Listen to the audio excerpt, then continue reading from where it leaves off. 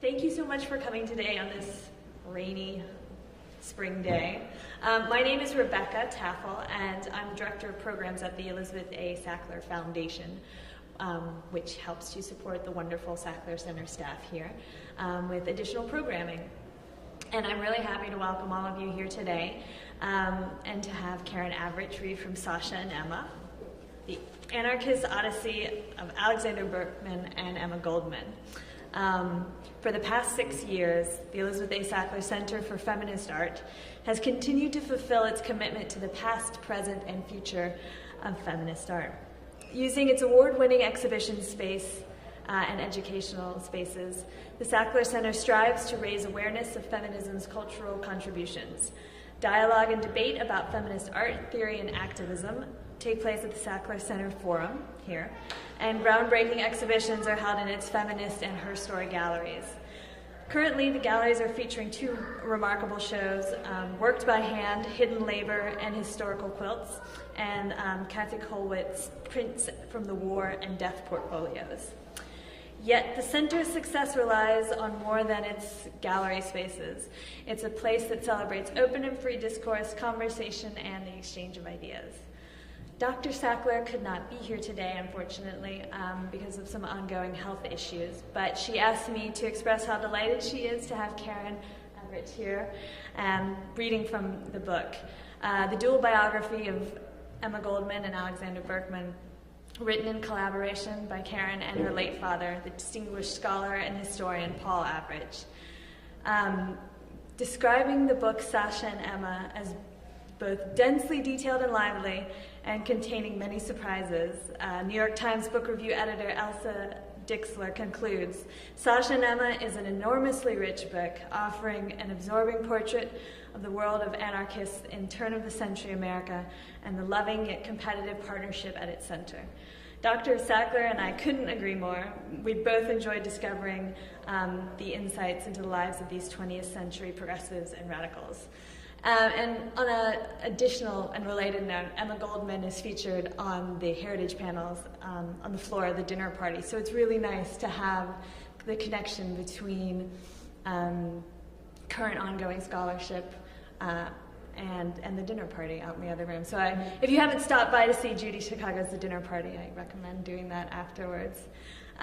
Karen Avrich is a writer and editor living here in New York, and I'm pleased to welcome her here today to read from the book, to answer any questions after she's done. And then there is a signing of the book downstairs in the lobby, and I'll help direct all of you down after we're finished. So without further delay, Karen Avrich. Thank you so much, Rebecca. It's really an honor to be here. My senior year of college in my art history class, I studied Judy Chicago's dinner party, so it's especially nice, and thank you so much for having me, particularly on such a beautiful day when I'm sure you'd all rather be outside in Prospect Park. This book is about Alexander Berkman and Emma Goldman. They were 2 radicals, both of whom immigrated to the United States when they were teenagers in the 1880s, and they met in 1889.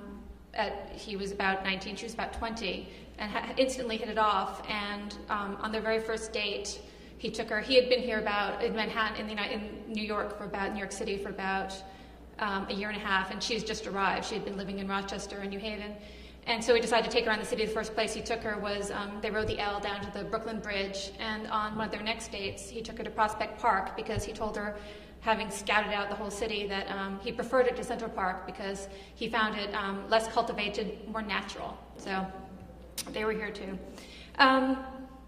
This book is, my father, Paul Avrich, was a historian, a professor of Russian history and anarchism.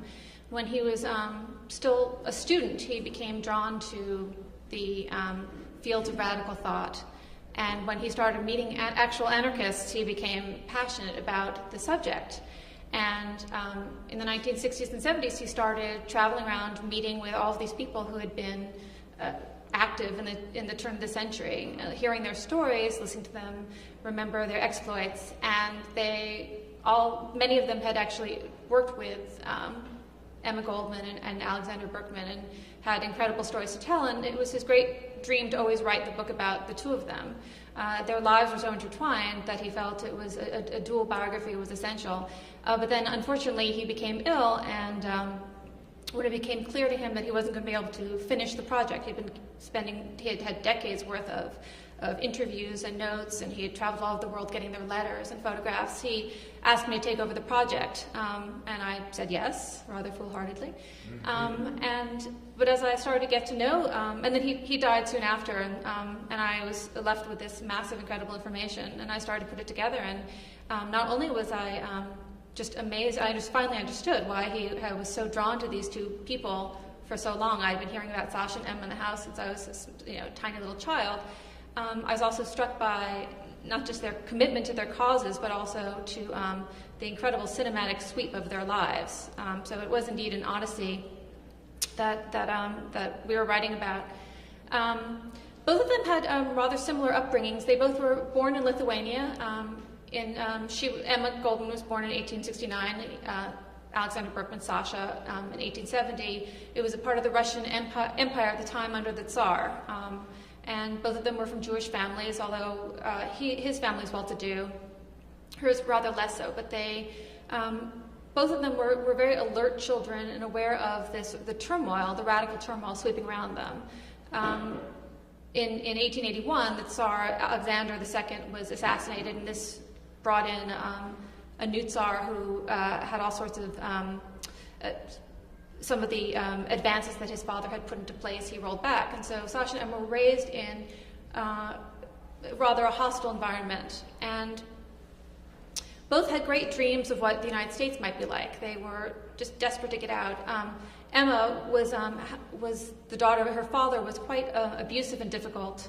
And his view was that women were only good to bear children and cook. And she said she wanted to see the world, to travel, to do things, to learn things. So they clashed a great deal. And so finally she convinced him when she was a teenager to let her go to the United States with her older half-sister. And that's when she arrived in Rochester in 1886. Sasha, meanwhile, at this point, even though he grew up in a very well-off family, he was orphaned by the time he was 17 and very difficult, could not get along with anyone, and finally his uncle, whose care he was under, let him also go off to the United States. And they both had these grand dreams of what America would be like after the oppression of Tsarist Russia. Although they still carried with them the excitement and drama of things they'd witnessed, the assassination of the Tsar, the rise of these terrorists, these young populists whose view was, in Russia, if you wanted to make a protest, you threw a bomb, fired a gun, you had your day in court, and then you were sent off to Siberia executed. So this is what the seeds were inside of them of what true rebellion was, and they carried that with them to the United States.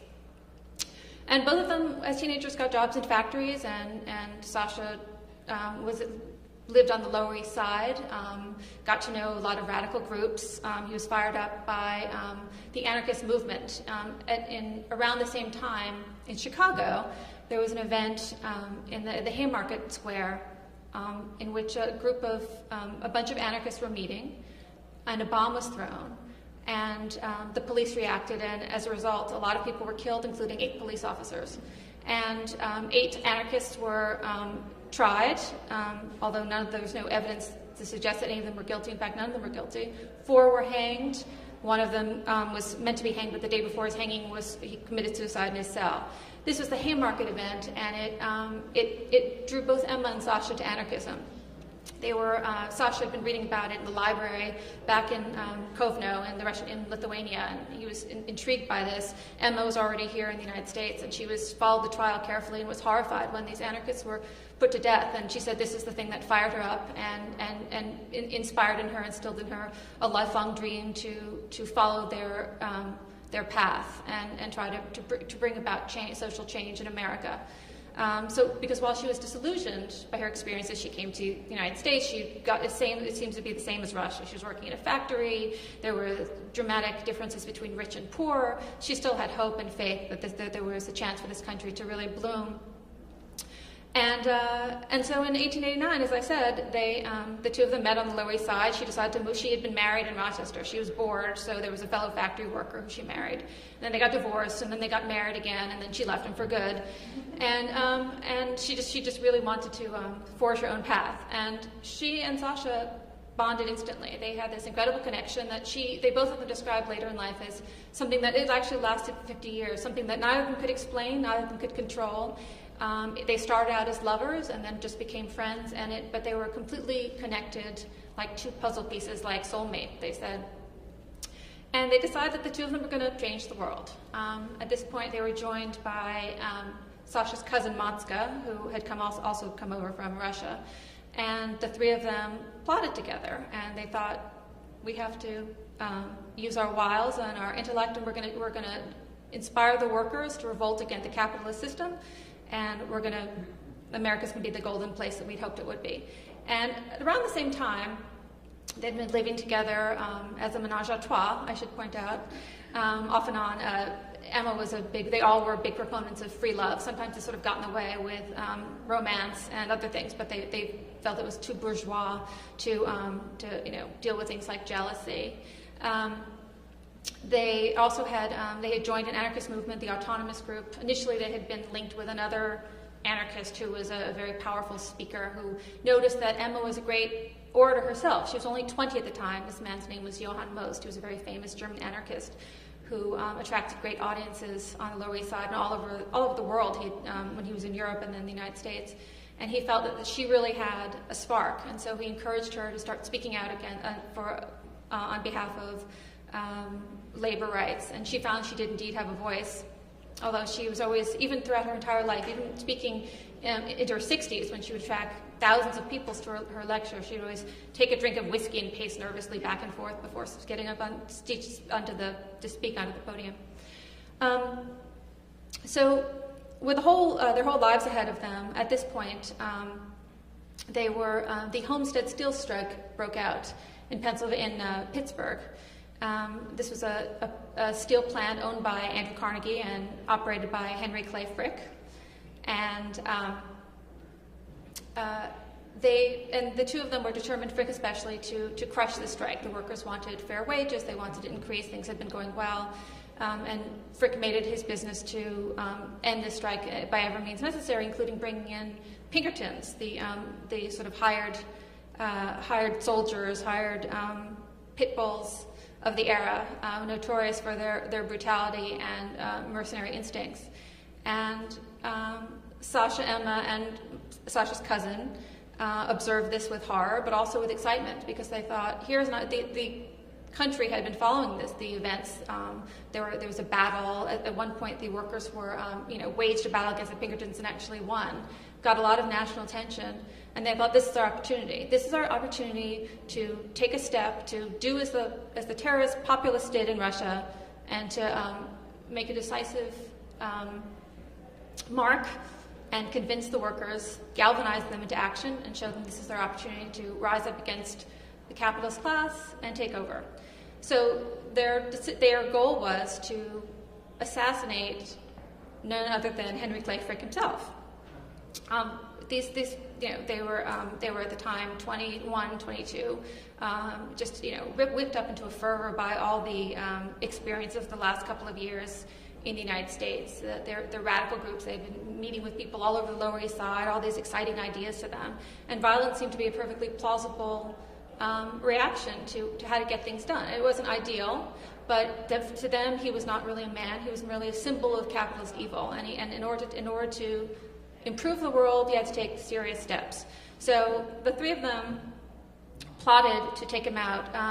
They had been living in Massachusetts at this time, operating a little lunchroom. Emma Goldman was a spectacular cook, and they had sort of thought about maybe going back to Russia, but they stayed and started making a lot of money. And then the Homestead event occurred, and so they left the place. They took their money and they used it to buy weapons.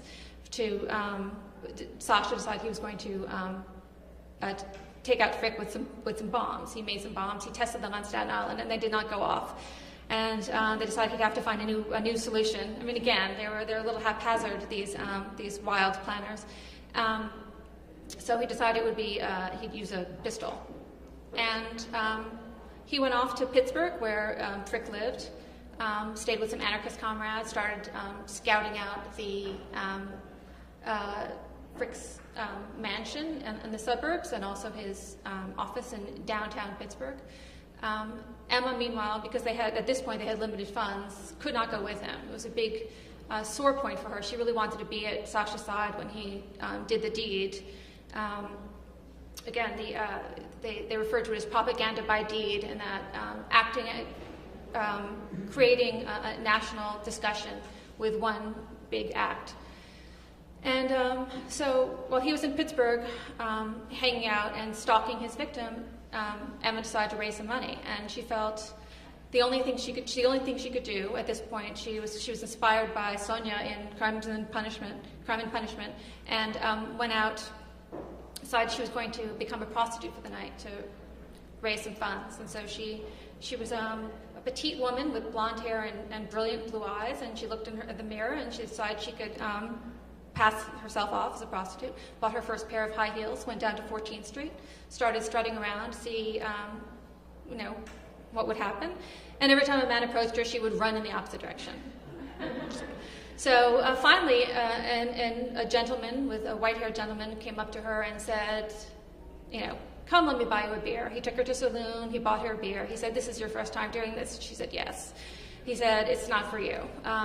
Here's $10, go home.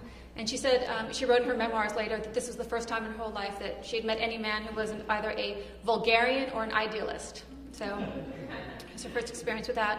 So she sent money to Sasha. He got himself a suit. At the time, the strike was ongoing, so his plan was to pass himself off as someone who could provide workers to Frick, who was still looking for scab strikebreakers. So he got himself a suit and some business cards with an alias on them. Bought himself a .38 caliber pistol, and he had a knife with him that he had made himself. And so in 1892, July 23rd, he gathered his courage about him, went down to Frick's office, staked him out, had a couple of false starts, and then finally burst into Frick's office, took out his gun, and started shooting. Hit him twice, once in the shoulder, once in the shoulder blade. He tried to go from a third time, but Frick's vice president, who was sitting with him, this man named Leishman, grabbed Berkman from behind, and the final shot went into the ceiling. Sasha was undeterred. He lunged at Frick, took out his knife, and started stabbing at him. By this point, there was chaos. People were coming in from the outside the office. People could see them out on the street. This was crowded downtown Pittsburgh. They could see people from across the way, could see through the window what was going on. But while Berkman was a small, wiry man, he was very tough, very strong, and finally it took a carpenter bursting in with a hammer hitting him on the head and a couple of other people to finally pull him off of Frick. And Frick, who was badly injured, a police officer came in and someone asked if they wanted Sasha to be shot. And Frick said no, but pull his head back and let me see his face. And the two men looked at each other. And Frick was very badly injured, and Sasha looked at him, and this symbol of capitalist evil, and for the first time he saw not a symbol, but actually a man, a bleeding, wounded man, and he felt this feeling of remorse and guilt as he looked at him, and then he felt terribly ashamed because he was a revolutionist. You're not supposed to feel these things, and so he dashed that sensation away, and they dragged him off to jail. Frick, meanwhile, doctors came in. There had been some doctors in the area had come in. He had actually just been dining, had lunch date with his own doctor, and so they removed the bullets, they patched him up, they sent him home, and he remained pretty stalwart throughout. Meanwhile, Sasha, in the prison, people were fascinated by this act. They couldn't imagine why he had done it. They didn't understand his philosophy. They didn't understand that he was an anarchist who was inspired by the events that occurred in Russia and the United States, that he had a whole plan. They thought he was crazy. They thought he was just some lunatic foreigner. He had no relationship with any of the men, the striking men at the Homestead plant. And he was terribly upset by this reaction. And even some of the people in jail who he thought surely would understand, some of the more strikers themselves, they didn't get it. They're like, well, why would you go after this man? And as a result, instead of helping the cause, some people thought he actually hurt the cause. Meanwhile, Emma was still in New York. She had been asked, because this was 1892, the only way she'd get the information was to wait at Park Row for the newspapers the next day. And when she found out that Frick had lived, initially she was disappointed, then she realized, well, at least Sasha won't be put to death for this crime. So she was a combination of sorrow and relief, and she decided that she was going to dedicate her life to speaking out and explaining Sasha's act. If he was going to have to go to prison, she was going to do her best to support him. Sasha's trial lasted 4 hours, and he was sentenced to 22 years. He was 21 years old at this point, and faced the rest of his youth behind bars. And he was not a very good prisoner, I will say. He fought back against the system. He clashed with the warden.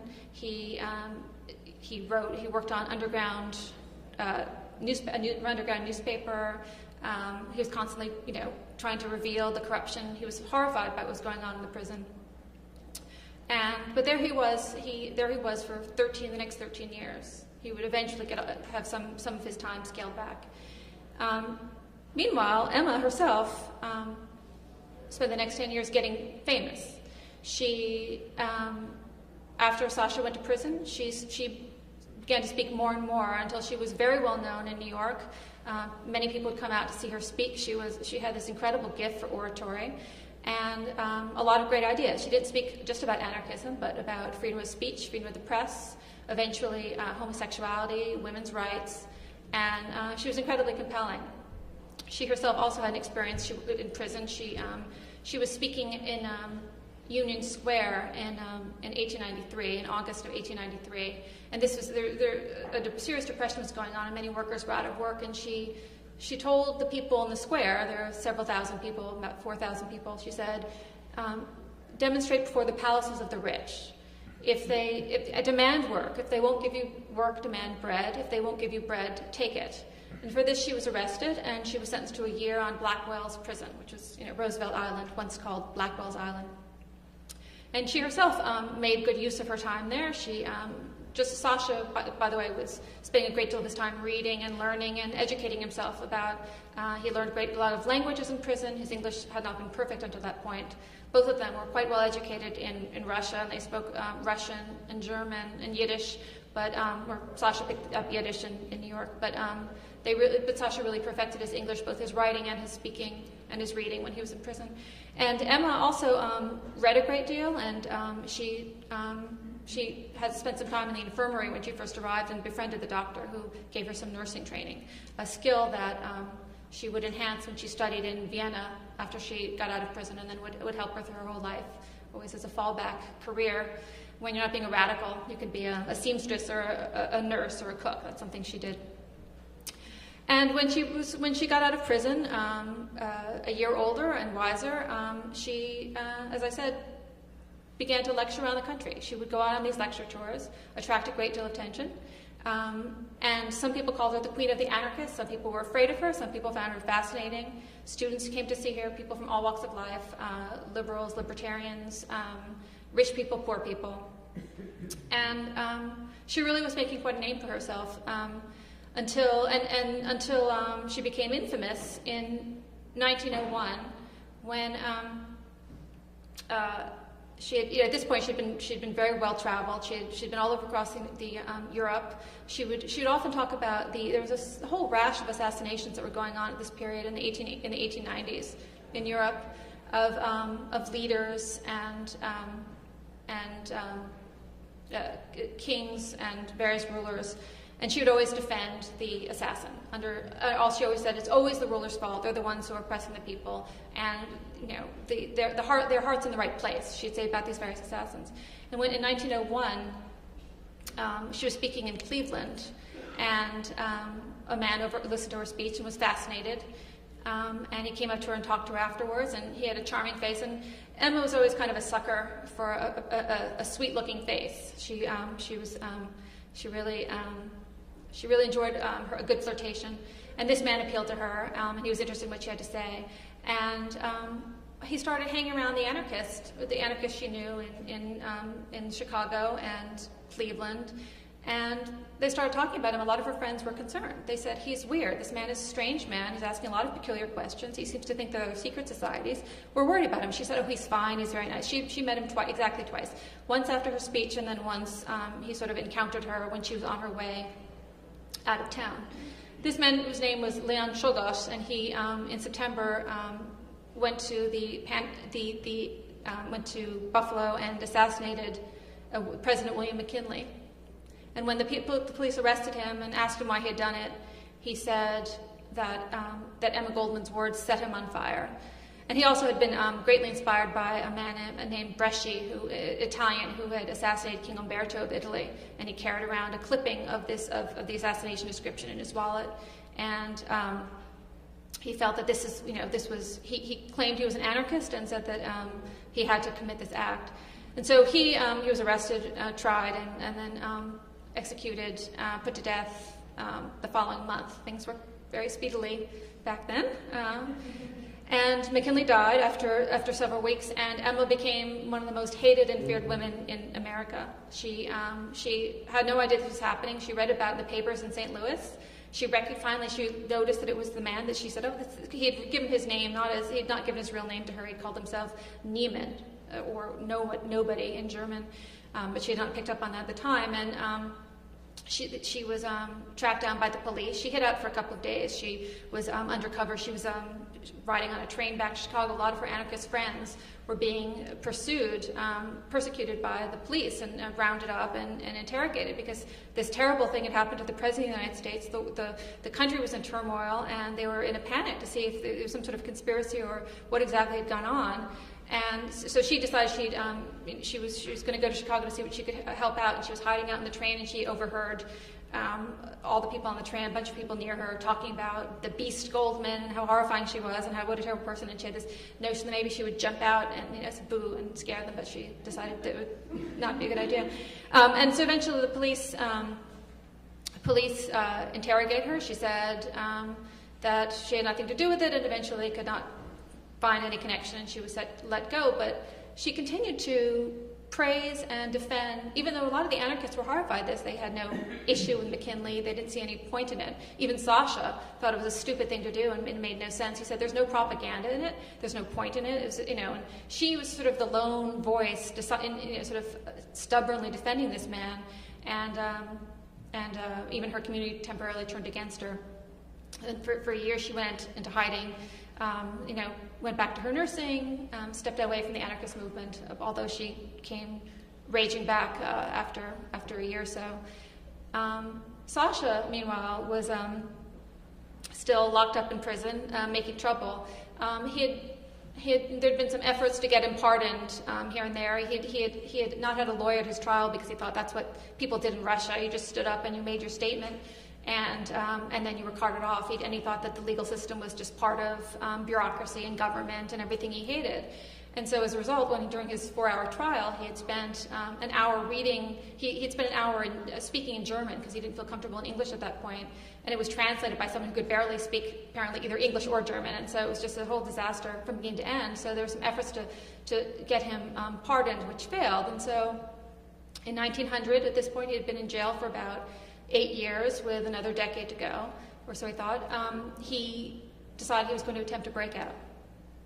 And Emma actually was sort of helped him get some money together and got the people involved, and then she went out to got out of the country to Europe, which she was planning to do, was probably she thought was best just as well, because so much attention was always focused on her. And so at this point he had some access. A friend of his, a fellow prison mate, had just been released and had smuggled some blueprints of the prison outside the walls and brought them to the anarchists, and they rented a house across the street from the prison.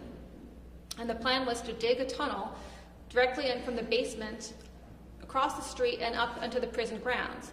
Sasha, who had been there for 8 years at this point, had been given a job as a rangeman on the prison, so he had occasional access to the outside, and he knew that if there was a tunnel with a hole, he could at some point get to this area right by the gate and slip out.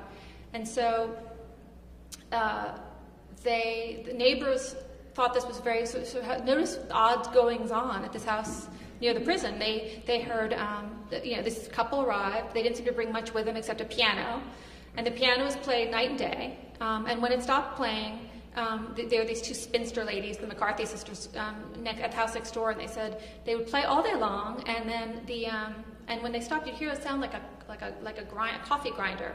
And what it was the people digging, and they'd hired a couple of miners from a nearby mine, and then they had an anarchist comrade, organizing the digging, and they did this extremely narrow tunnel, and they actually managed to do it all the way across the street and up into the prison yard. And the female anarchist, her name was, she was an anarchist from Chicago. She was a very good musician, and she would play and sing to hide the noise of the digging. And Emma Goldman later wrote in her memoirs that the prison guards who were patrolling the walls really enjoyed the music. So the day of his big escape, Sasha went to his rounds. He had these pet birds that his sort of claim was he had to take them out to give them fresh air. He went to the place where they discussed the whole wood removal, which was sort of like a shed on the outskirts of the prison grounds.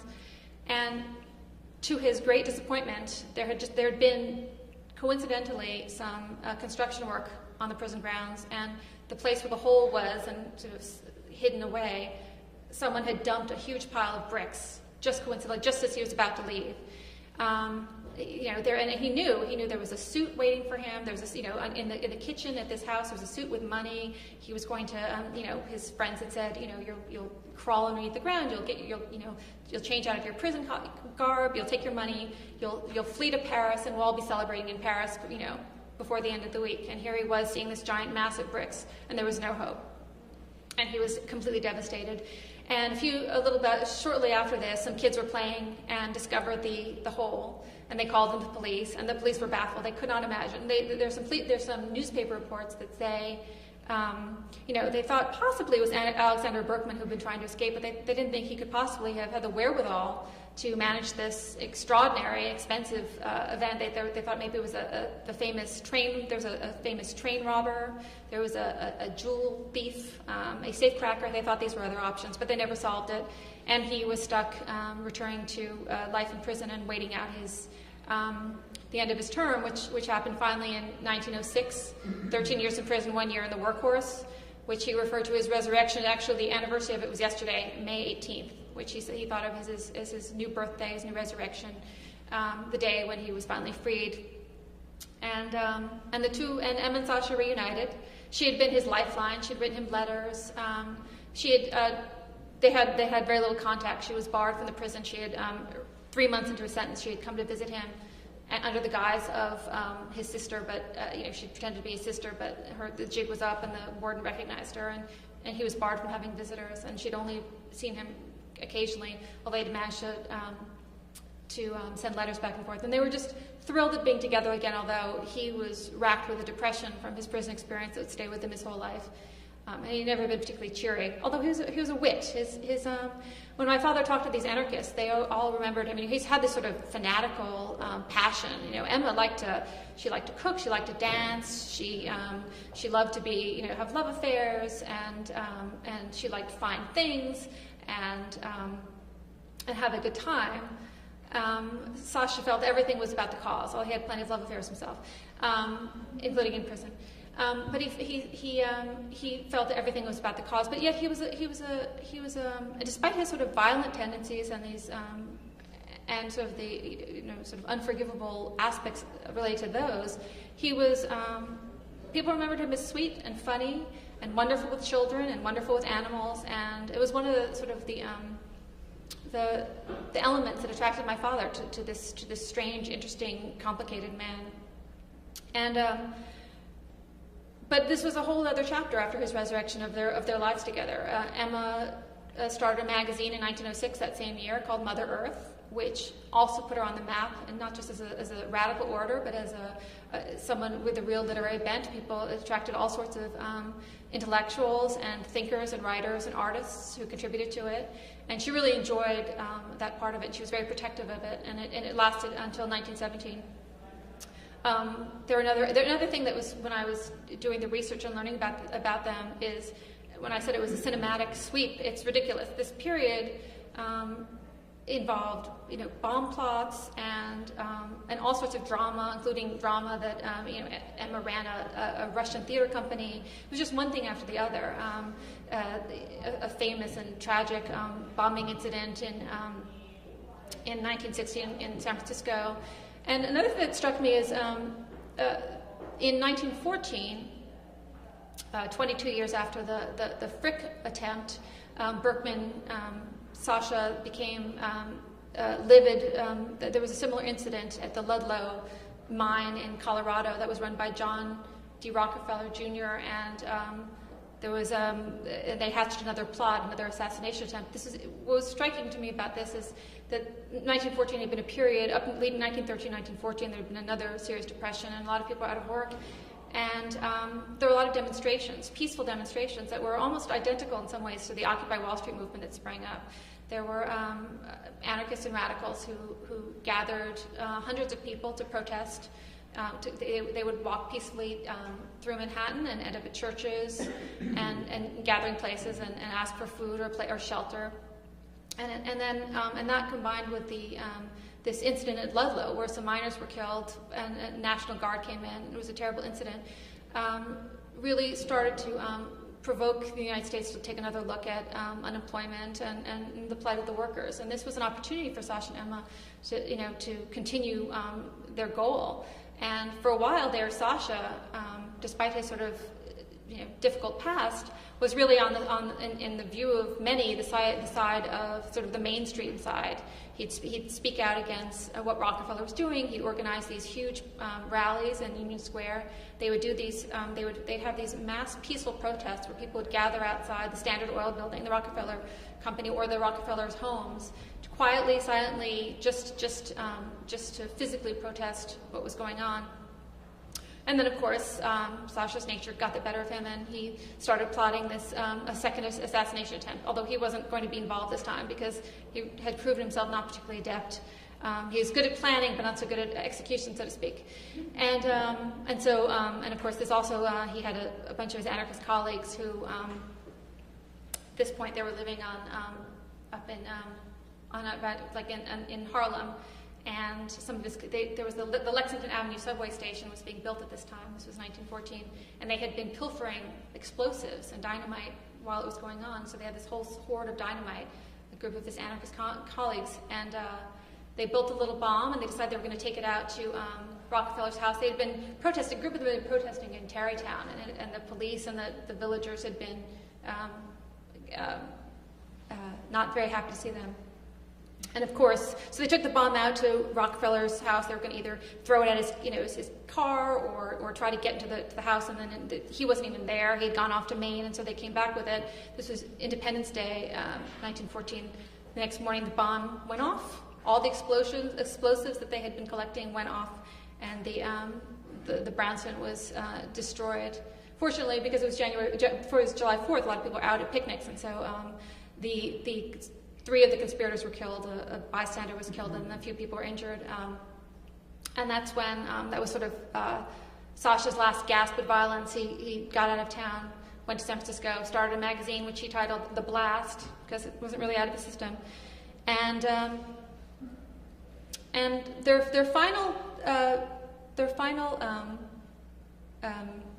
act in America was in 1917.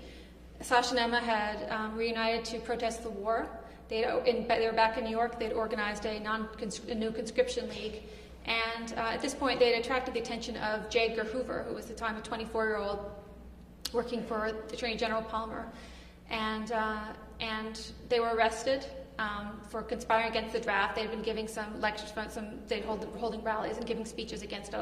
They claimed to have been very careful in their language, not sort of step on any rules about what one could say at this point, because the United States was about to heading to war, and had just, they had been nervous about this since 1914 and protesting against the Great War for those years. But when the United States decided to enter it, they took up their verbal arms, and And so in July of 1917, in June of 1917, they were arrested and brought into court, and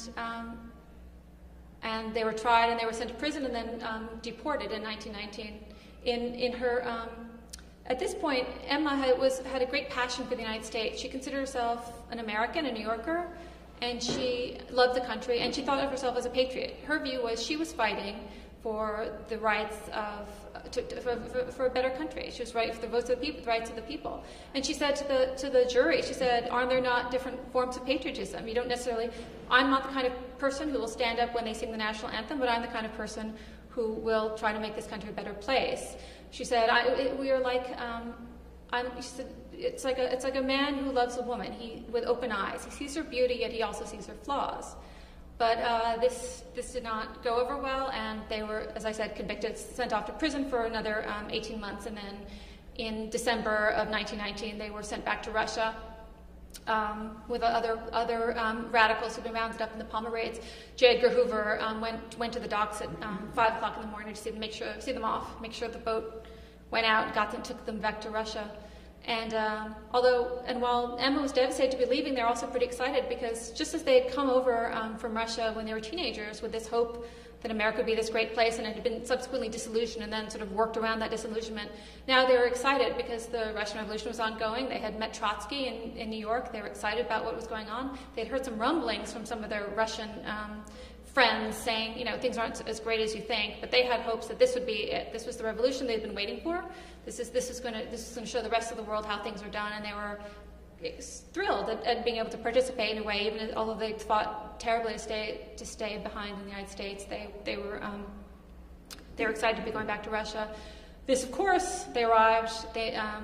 Initially, things seemed pretty good. It was exciting. They met with Lenin, who congratulated them on their excellent speeches during their trial, sent them out to tour the country, see what was what, to gather propaganda materials and help out with the cause.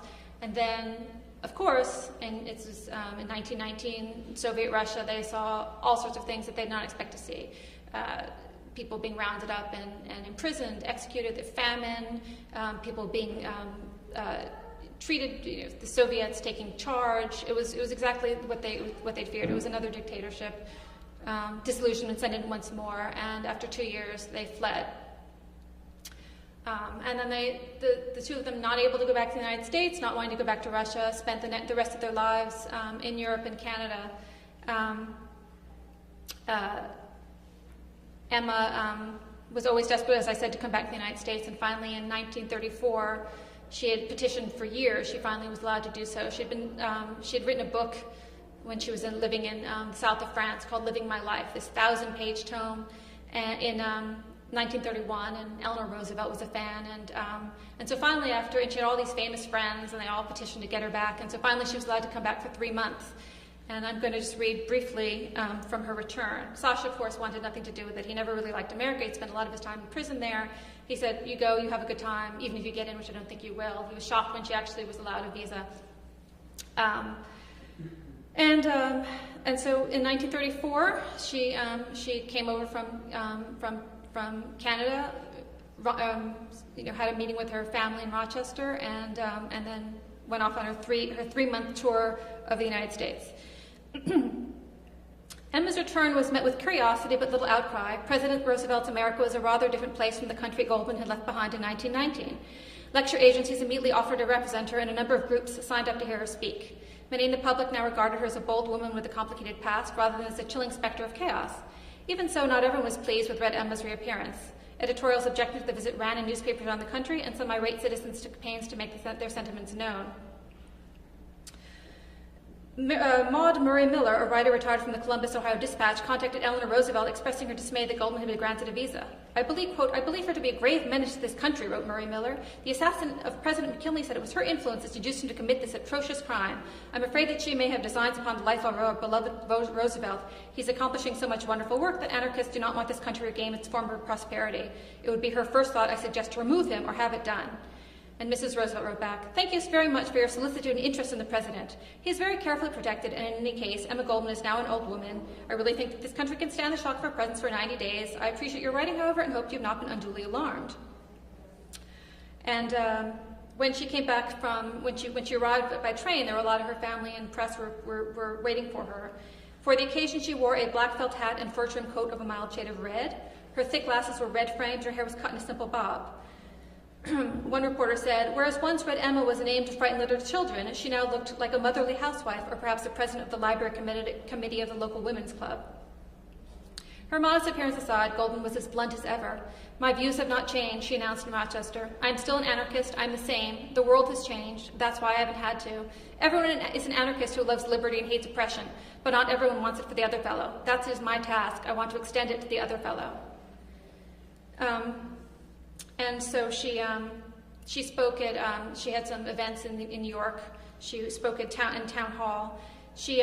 Emma flatly denied that while on tour she would avoid topics of politics or the economy. I promised nothing, and pronounced herself free of resentment for all that had befallen her. Quote, I believe in the principle of letting people think for themselves, she explained, so why should I be bitter? A reporter wrote, the fires have cooled somewhat in the years, but they still burn. And so she spoke at town hall, and they had had all sorts of discussions about what she could say. She was allowed to talk about theater and a little bit about her book, nothing political. And so her first speech in town hall had, she talked only about politics, and the anarchist Peter Kropotkin and a eulogy, and she denounced Hitler. And her lawyer at the time told my father that he said, this is what he said, he said, I personally vowed that Emma would make no political speeches during her stay here, and the first thing she did was to make a political speech. It was quite an occasion. Town hall was packed and people were hanging from the chandeliers. I thought the upper gallery would collapse, it was so heavy with people. She then also spoke at the Brooklyn Academy of Music, and then she went around the country. She went to Washington, Kansas City. She traveled by plane. She told her lecture agent, quote, if the weather is good and the cost of flying not much more, I shall fly. My friends have always charged me with living too much in the air. I might as well be guilty of their charges. And she went to Pittsburgh, and she paid homage to the prison where, the Riverside prison where Sasha had been kept for 13 years. She called it his living grave, and she wrote to Sasha about the experience. She couldn't bring herself to go in. She couldn't bear to see it. But in Philadelphia, members of Emma's welcoming committee told the New York Times that she, quote, had the appearance of a quiet housewife, considerably younger than her years. She warned the crowd about a threat in Germany. Financial and military interests are deliberately planning a war in Europe, she said. Hitler will last a long time. It's not just the man who stands out in Europe, but it is a mass movement, just as it is in Italy and Austria. Emma was thrilled to be back on American soil, delighted to reconnect with her old friends and revisit her favorite haunts. Although she took issue with the president's policy, neither she nor Sasha had any faith in the New Deal, the nation's energy excited her. Quote, true America remains naive, childish in many respects in comparison to the sophistication of Europe, she said to Sasha. But I prefer its naivete. There is youth in it. There is still the spirit of adventure. There is something refreshing and stimulating in the air. The authorities followed her wherever she went. One comrade attended a speech near the tour, said, quote, reporters and detectives sat in the front row writing down everything she said. And she was a little bit careful, but Hoover considered that all the lecture, even though she was careful with her words, Hoover still said that her tone would deny her further visits, so she was not going to be allowed back in.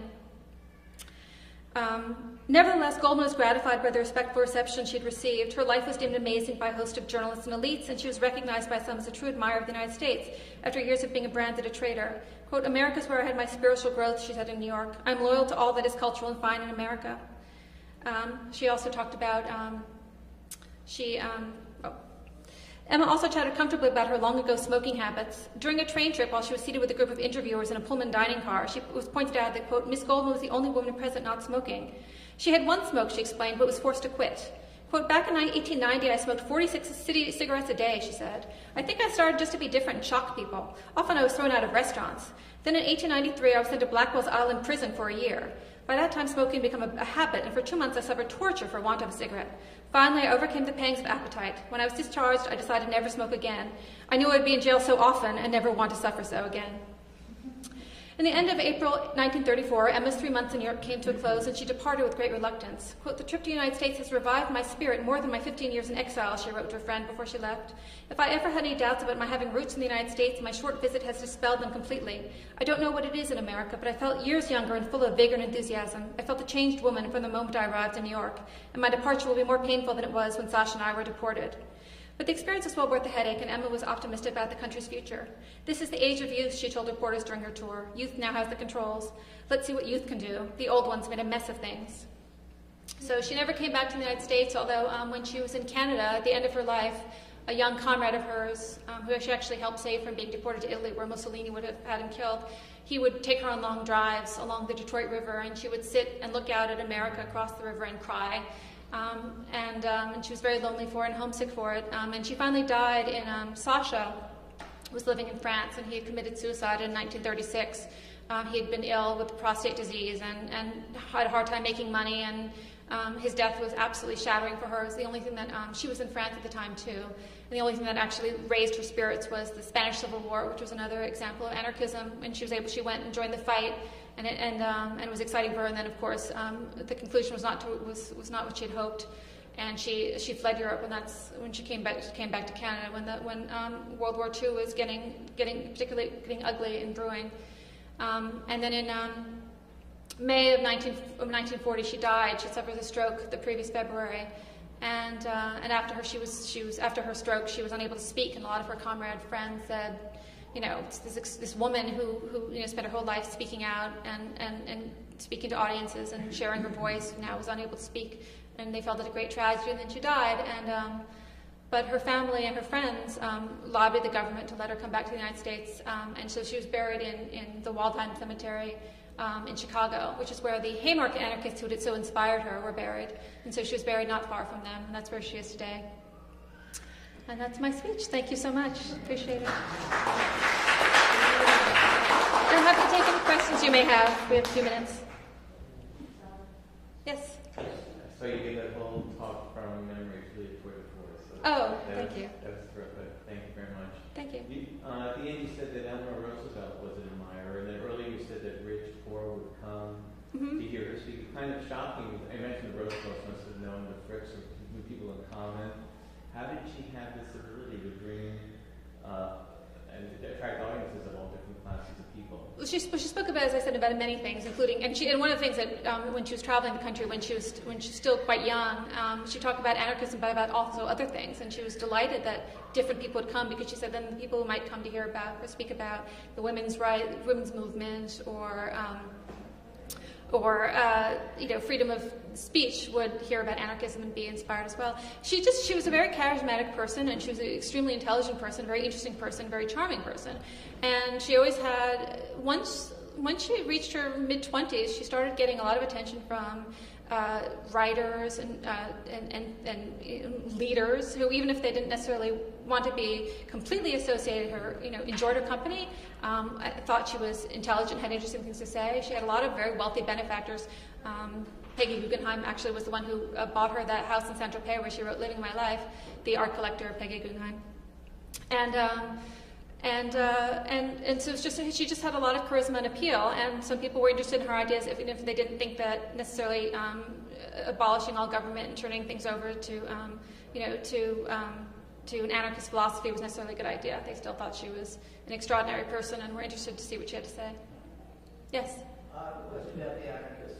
If they were successful in toppling the government, what had they planned to replace it with? That's what's so interesting. And here, one of the things that I found completely fascinating about Sasha and Emma is there were these two very learned. Sasha had an excellent education as a kid, and then they were incredibly learned and knowledgeable about all sorts of things. And yet they had this fantasy that despite all signs of human nature, that people would it would be obvious to everybody. Once the workers overturned the capitalist system, everyone would be able to live in harmony. I mean, there were many different kinds of factions, communist anarchism, individualist anarchism. Everyone had their own little ideas, but the basic system was that people could be trusted to live in harmony. It was the beautiful thing to do. In fact, Sasha sort of clung to this his whole life and never was willing to give it up. Although he started to get a little bit depressed later in life but Emma sort of gradually recognized. It's one of the reasons why she branched out a bit. She later in her life said that, quoting someone about her, that Emma Goldman is 8,000 years ahead of her time. But Sasha, up until almost the end of his life, really sort of clung to this notion that this was something he was going to witness before his death. It was because it was so obvious that this was the only way people could really be happy, the only thing that would be fair. But rationally, I have no answer. Yes? I'm wondering about your work process, considering that you inherited the project, and you've heard about these characters. I wonder if your interest became, hear stories from my dad, and I always tune them out. Yes. But my parents did. And how that affected your motivation to kind of wrote, your burden, the weight?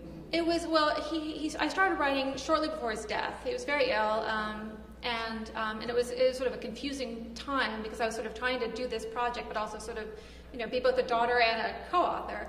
And then I felt a lot of pressure, obviously, to make it to be something that he would want, even though we had slightly tried to coordinate our views on things. I mean, he had done a lot. He'd spent 40 years. He'd interviewed all these people around the world. He had, their letters. Emma, after Sasha died, she collected all of his letters and papers and her own, and she brought them to a research library in Amsterdam. I spent a lot of summers, a couple of summers in Amsterdam, playing with my sister. My father was, transcribing these letters. So again, he had done. I had, these wonderful, this incredible material. But I sort of waded into it slowly, and he had taken me out to dinner a lot when I was growing up, and he would tell me these incredible stories about how this federal agent tracked down this anarchist bomber across the country, and I would remember these stories, and I'd say, oh, that's what he was referring to. That's what he was referring to. I mean, it's unfortunate that I can't now have a conversation with him because I know he'll have had it than I did say when I was 6, but so I tried to sort of start from the beginning. I learned about these people myself. I read all their work, their memoirs. I read literally thousands of newspaper articles from the period. I read my father's books. I read all of his interviews. Took me 7 years. So that was my process. Yes. Was your father around for the global justice movement in Seattle? No, he died in 2006. So I mean, he would see anarchist events pop up here and there. I always regard them with either fascination or amusement, depending on how they progress. He would be very. I think it would be. I would have been interested to see how he would have looked at the last 5 years. But he sort of incorporated it all. It was always intriguing to him. I mean, again, when I was working on this book, I was just, and then the Occupy movement came up, and got so much attention. Just some of the actual slogans and commentary were so similar to what had happened. They have a lot to thank Emma and Sasha for. Anyone else? Okay. As Rebecca said, there'll be books downstairs on the first floor in the bookstore, and I'll be happy to go and sign them or just say hi.